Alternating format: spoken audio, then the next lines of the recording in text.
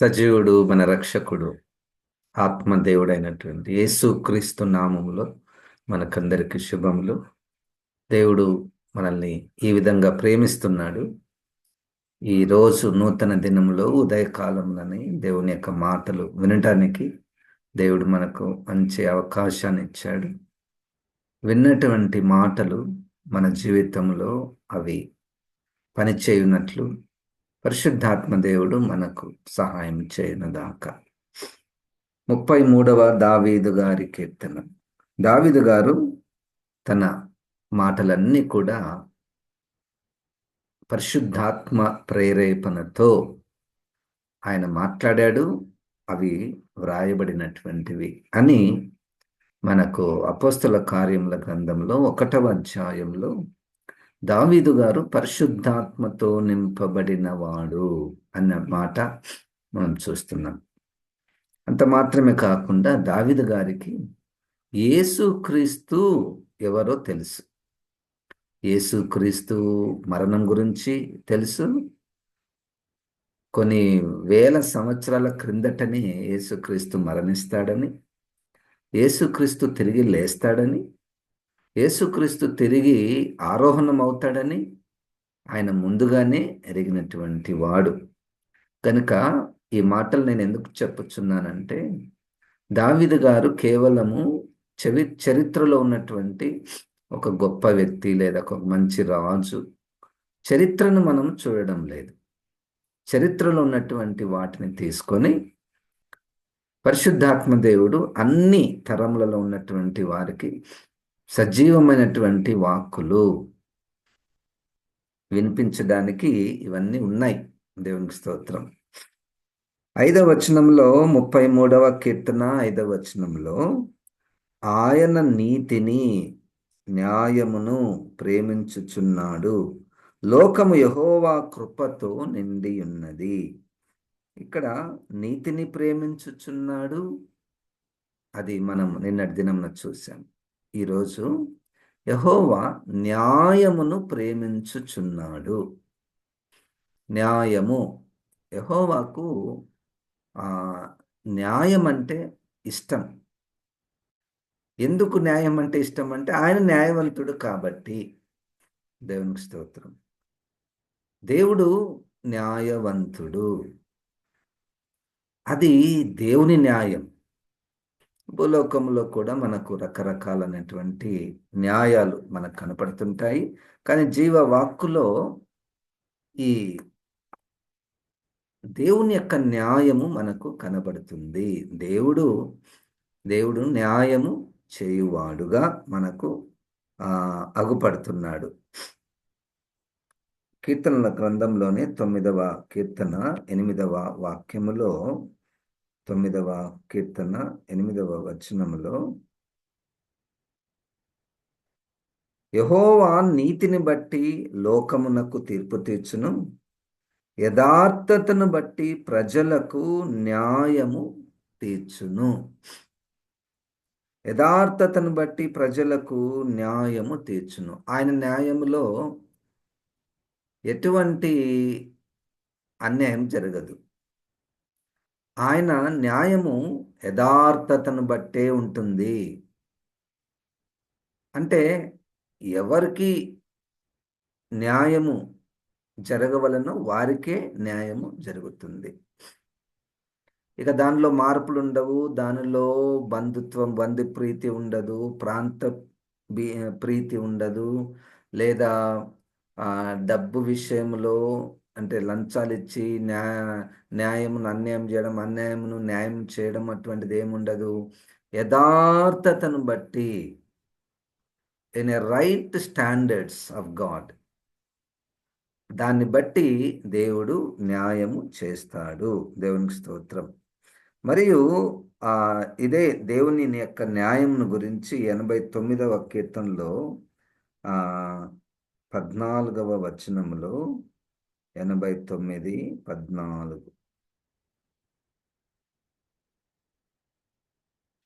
నీతి న్యాయములు నీ సింహాసనమునకు ఆధారములు, కృపాసత్యములు నీ సన్నిధానవర్తులు.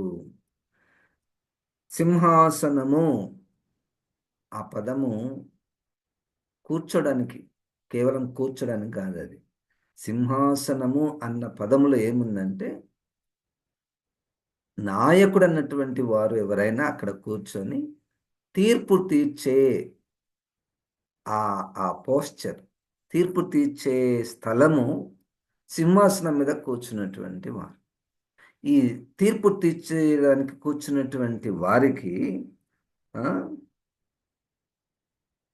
నీతి న్యాయములు నీ సింహాసనమునకు ఆధారములు. ఇంగ్లీష్లో బాగుంటుంది. They are the foundations of righteousness and justice are the foundations of your throne. నీ సింహాసనానికి ఇవి పునాదుల వంటివి. దేవుడు దగ్గర అన్యాయము ఉండదు. దేవుని దగ్గర అన్యాయం ఉండదు. ఎవరైనా పర్వాలేదు. ఏ ఆ, మంచి ఉదాహరణ ఏంటంటే దేవుని ప్రజలుగా ఎంచబడుతున్నటువంటి ఇశ్రాయేలీయుల విషయంలో కూడా వీళ్ళు నా ప్రజలు, వీళ్ళు తప్పు చేసినా నేనేమి చెయ్యను, నేనేమి వారిని శిక్షించను అన్నటువంటిది లేకుండా సమన్యాయము, యథార్థమైనటువంటి న్యాయము. సో దేవుడు అటువంటి న్యాయము కలిగినటువంటి వాడు, మొదటిది. రెండవది, తన ప్రజల నుండి ఆయన న్యాయమును కోరుకుంటాడు. మన దిన జీవితాలలో అనేక మార్లు మనము కొన్ని సమస్యలు వచ్చినప్పుడు ఆ అంటే ఒక తీర్పు, ఒక అంటే ఎవరి పట్ల సరైన ఎవరు సరిగా ఉన్నారు, ఎవరు సరిగ్గా లేరు అన్నటువంటి సందర్భాలు మనకు చాలా వస్తూ ఉంటాయి. ఎవరిది కరెక్ట్, వీళ్ళది కరెక్టా, వాళ్ళది కరెక్టా అన్నటువంటి చాలా సందర్భాలలో మనకు ఎదురవుతుంటాయి. అనేక మంది ప్రశ్నలు వేస్తూ ఉంటారు. ఒక సమస్యను మన దగ్గరికి తీసుకొని వస్తుంటారు. అప్పుడు అప్పుడు మన మన మన న్యాయమైనటువంటి న్యాయం చేసే విషయంలో మనకు ప్రామాణికము వాక్యము. ఇక్కడ నుండి ప్రారంభం కావాలి న్యాయం. ఇక్కడ నుండి ప్రారంభం కావాలి. ఎప్పుడైతే వాక్యము ప్రక్కనకి వెళ్తుందో, అంటే వాక్యాన్ని మనం పట్టించుకోము, అప్పుడు మానవ సంబంధమైనటువంటి తీర్పులన్నీ మనకు గుర్తుకొస్తాయి. ఇక దాంట్లో మనకు తెలియకుండానే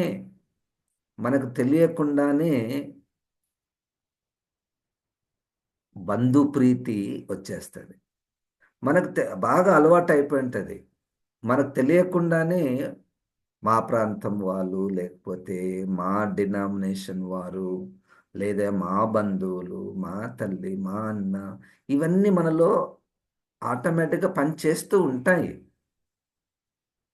న్యాయం చేసే విషయంలో మనకు ప్రామాణికము, మనం నమ్ముకున్నటువంటి దేవుడు ఆయన న్యాయమును ప్రేమించువాడు.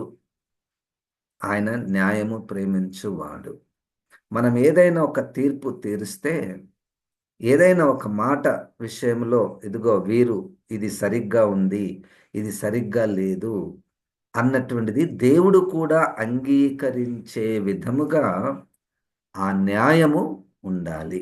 దేవునికి స్తోత్రం. మనం అనేక మార్లలో దావీదు గారి జీవితంలో కూడా ఇటువంటివి ఎన్నో జరిగాయి. ఉదాహరణకు ఒక సమస్య వచ్చింది. మొదటి సమూయేలు గ్రంథము 30వ అధ్యాయములో చూద్దాము. దావీదు గారి జీవితంలో మొదటి సమూయేలు గ్రంథము 30వ అధ్యాయము 21వ వచనము నుండి, వారు యుద్ధానికి వెళ్ళి వచ్చినప్పుడు అలసట చేత దావీదును వెంబడించలేక బెసోరు వాగు దగ్గర నిలిచిన ఆ 200 మంది యుద్ధకు దావీదు పోగా, వారు దావీదును అతని యుద్ధనున్న జనులను ఎదుర్కొనుటకై బయలుదేరి వచ్చిరి. దావీదు ఈ జనుల యుద్ధకు వచ్చి వారి యోగక్షేమం అడగగా, దావీదుతో కూడా వెళ్ళిన వారిలో దుర్మార్గులను పనికిమాలిన వారునైన కొందరు, వీరు మనతో కూడా రాక నిలిచిరి గనుక తమ భార్యలను పిల్లలను తప్ప మనకు మరలా వచ్చిన దోపుడు సొమ్ములో మనమేమియు వీరికి ఇయ్యకు, వీరికి ఇయ్యము, తమ భార్య పిల్లలను వారు తీసుకొని పోవచ్చుననేది. అందుకు దావీదు వారితో ఇట్లా, నేను నా సహోదరులారా, యెహోవా మనలను కాపాడి మన మీదకి వచ్చిన ఈ దండును మనకు అప్పగించి మనకు దయచేసిన దాని విషయంలో మీరు ఇలాగున చేయకూడదు. మీరు చెప్పినది ఎవరు ఒప్పుకొందురు? యుద్ధమునకు పోయిన వాని భాగమెంతో, సామానునొద్ద నిలిచిన వాని భాగం అంతే అని వాడుక మాట. అందరూ సమముగానే పాలు పంచుకొందురు గదా. నాట నుండి నేటి వరకు దావీదు ఇశ్రాయేలులో అట్టి పంపకము కట్టడగాను న్యాయవిధిగాను ఏర్పరచి నియమించెను. ఇక్కడ ఎంత స్పష్టంగా చూడండి, యుద్ధములకు వెళ్ళారు. యుద్ధములకు వెళ్ళినప్పుడు దావీదు గారితో పాటు ఒక గుంపు సైన్యం ఉంటుంది కదా, సైన్యం వెళ్ళారు. ఈ గుంపు రెండుగా అయింది.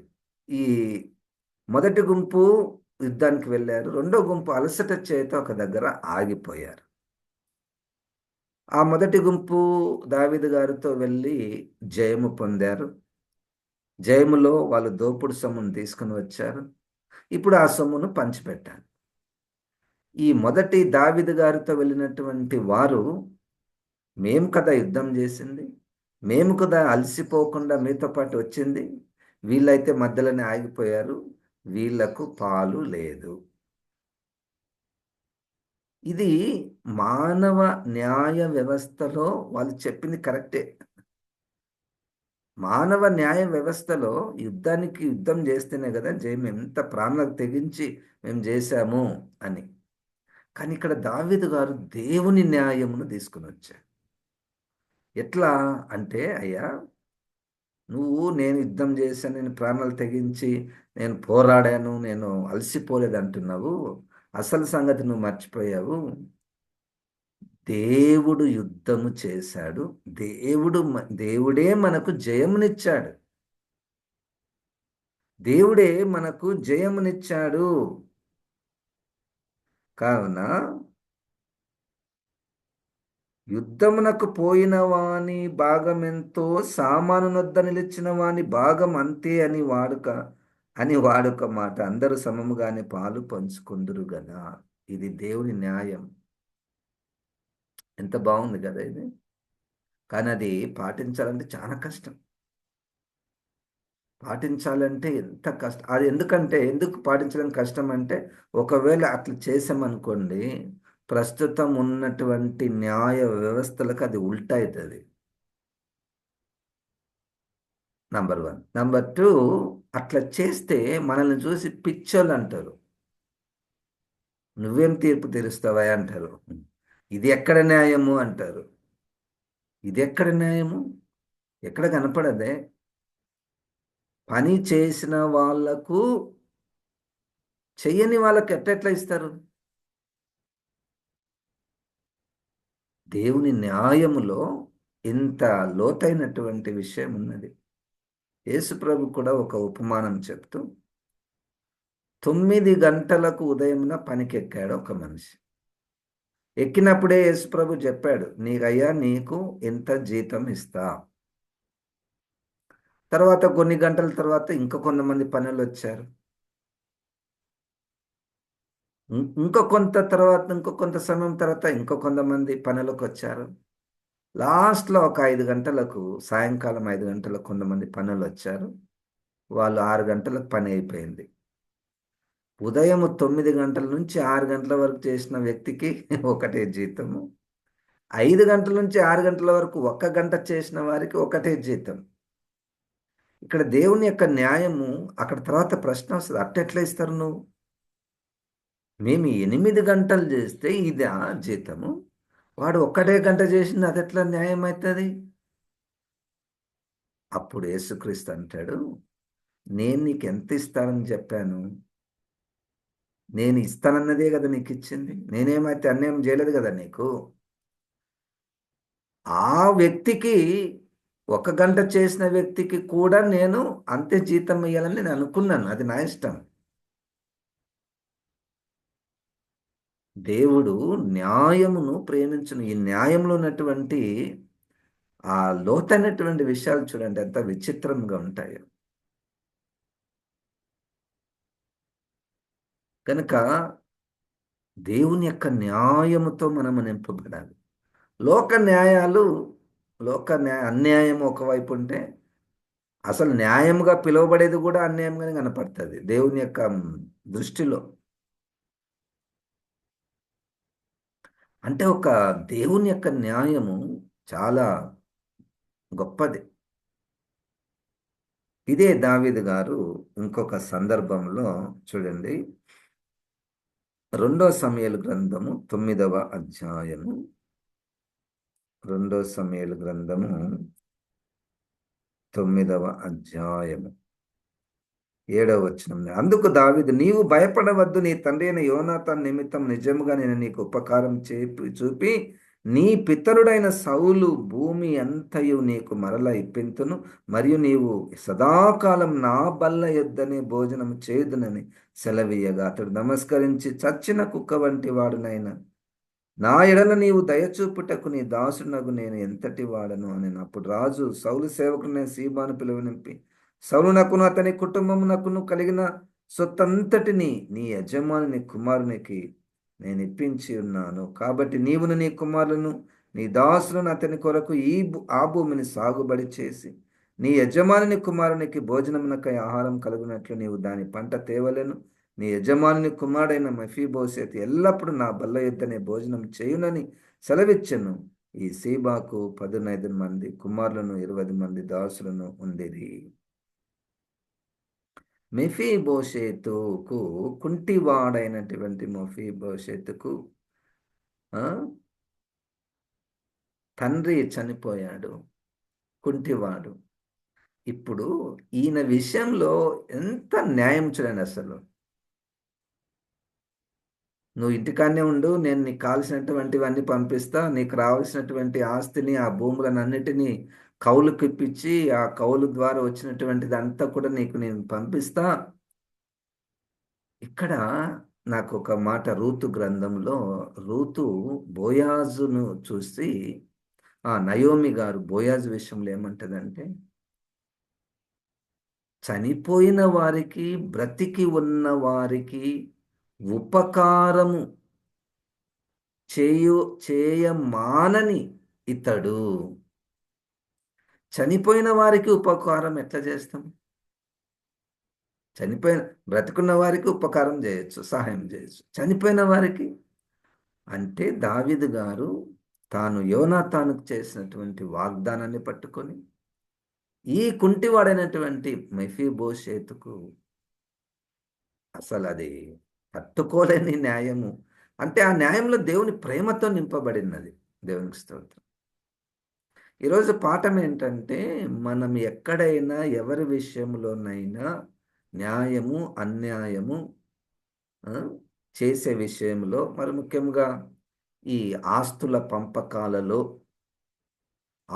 పంపకాలు అప్పుడప్పుడు మన జీవితంలో ఎదురవుతుంటాయి, మన కుటుంబాలలో. లేకపోతే ఒక్కొక్కసారి పిల్లలు కొంతమంది, అంటే మనం వింటుంటాం కదా, పిల్లలు పెద్ద కుమారుడు, చిన్న కుమారుడు, పెద్ద కుమార్తె, రెండవ కుమార్తె, మూడవ కుమార్తె, వాళ్ళకంత ఇచ్చావు, వీళ్ళకింత ఇచ్చావు, నాకెందుకు ఇవ్వలేదు కదా, ఎన్ని సమస్యలు వస్తూ ఉంటాయో. అప్పుడు దేవుని న్యాయం పనిచేస్తే దేవునికి మహిమ. అప్పుడు దేవుడు న్యాయమును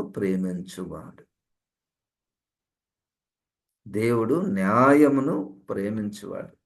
దేవుని న్యాయముతో మనము నింపబడి ఉండాలి. దేవునికి స్తోత్రం. దేవుడు అన్యాయస్తుడు కాదు, దేవుడు పక్షపాతి కాదు అని రోమపత్రికలో మనం చూస్తున్నాం. తన భూలోకంలో కూడా దేవుడు అందరినీ ఒకటే రీతిగా చూచినటువంటి సందర్భాలు మనం చూస్తున్నాం. ఒక అపోస్తల కార్యంలో నాకు ఒక మంచి నచ్చినటువంటి మాట ఏంటంటే, అంత్య దినములలో దేవుడు తన ఆత్మను అందరి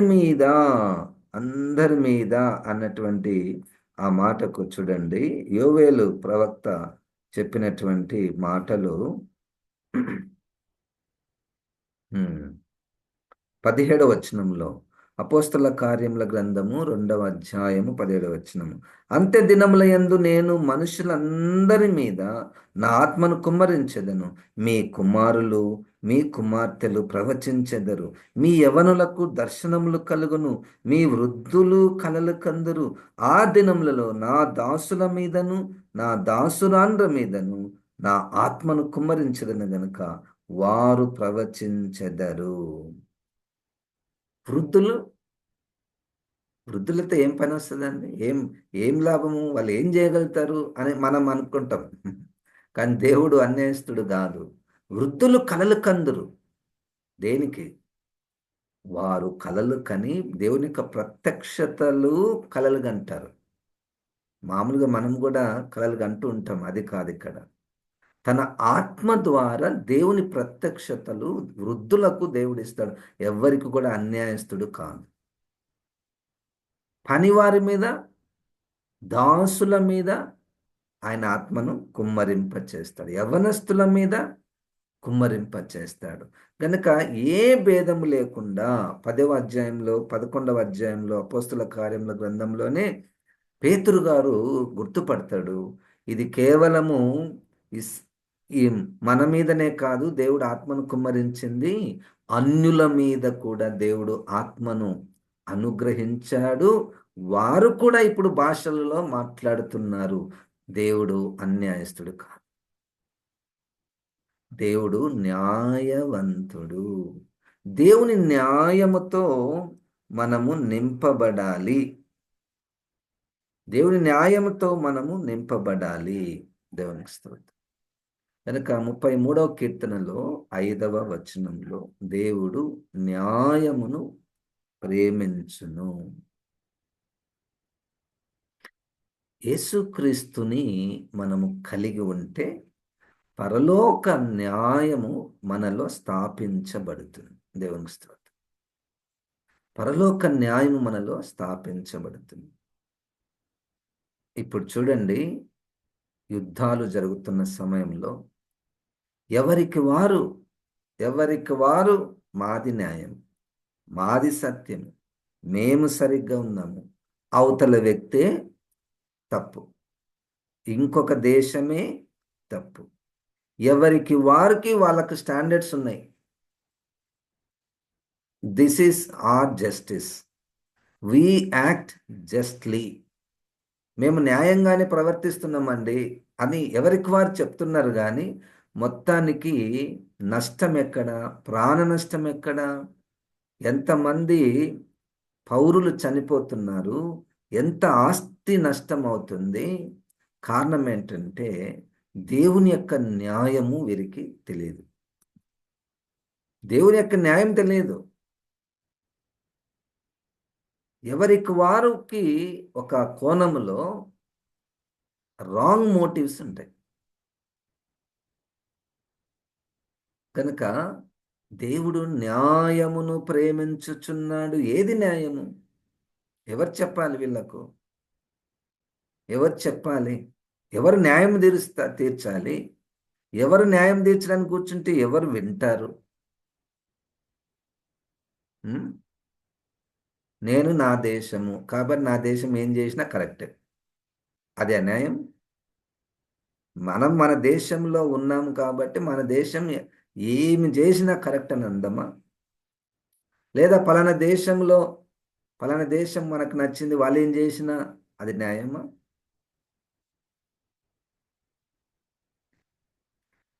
దేవుని న్యాయముతో మనం ఉండాలి. మన కుటుంబములో దేవుని న్యాయము పరిపాలించాలి. దేవుని న్యాయములోనే మనము ప్రవర్తించాలి. ఎందుకంటే దేవునికి లెక్క అప్పగించాలి కదా. దేవునికి లెక్క అప్పగించాలి. మనం చేసే ప్రతి పనిలో, ప్రతి క్రియలో దేవుని మనం తీసుకొని రావాలి. మనం పనిచేసే దగ్గర కూడా న్యాయం ఉండాలి. దేవుని న్యాయము. దేవునికి స్తోత్రం. పనిచేసే దగ్గర దేవుని న్యాయం. దేవుడు తన ప్రజలు అన్యాయం చేస్తే చాలా కోపపడతాడు. చాలా ఎంత కోపపడతాడంటే మీరు అన్యాయం చేసి నా గుడికి రాకండి అంటాడు. మీరు అన్యాయంగా జీవిస్తూ నాకు పాటలు పాడకండి అంటాడు. మీరు అన్యాయ తీర్పులు ఇస్తూ వాయిద్యాలు వాయించకండి అంటాడు. ఆమోసు గ్రంథము 5వ అధ్యాయము 23, 24 వచనాలను చదువుకుందాము. ఆమోసు గ్రంథము 5వ అధ్యాయము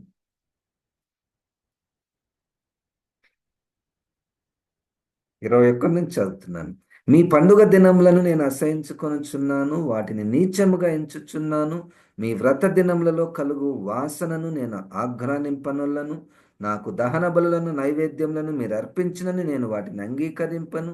సమాధాన బలులుగా మీరు అర్పించు క్రొవ్విన పశువులను నేను చూడను.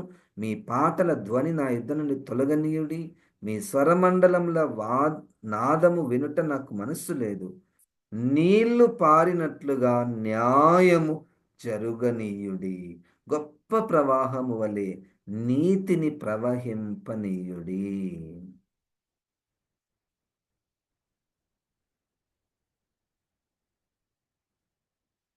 న్యాయము లేని ఇశ్రాయేలీలు ఆమోసు సందర్భంలో, ఆమోసు గ్రంథంలో న్యాయము లేకుండా. ఎందుకు న్యాయం లేదు? వాళ్ళు ఏం తప్పు చేశారండి?